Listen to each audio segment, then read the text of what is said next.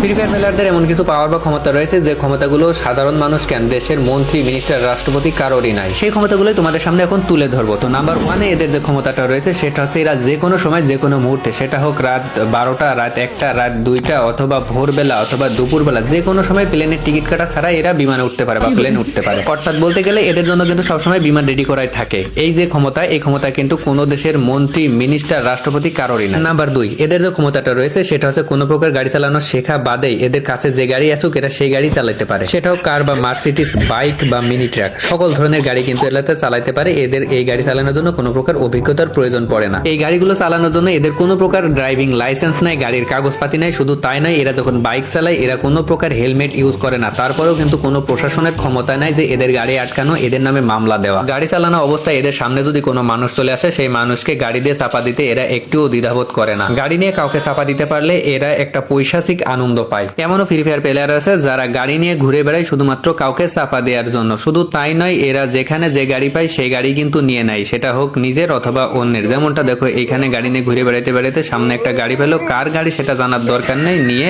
ভাগলো। এখানে যে ড্রাইভার গুলো আছে সবগুলো ড্রাইভারই কিন্তু একরকম, মেন রোড বাদ দিয়ে সাইড রোড দিয়ে যেখান সেখান দিয়ে গাড়ি চালায়। এরা কখনোই মেন রোডে গাড়ি চালায় না, কারণ এরা খুব সাহসী। তাছাড়া প্রশাসনের কোনো ভয় পায় না, গাড়ির কোনো ক্ষয়ক্ষতির ভয় পায় না। এরা যেদিক সেদিক দিয়ে গাড়ি চালায়, যেখানে সেখানে গাড়ি দিয়ে মেরে দেয়, তারপরেও এদের ভিতরে কোনো ভয় নাই।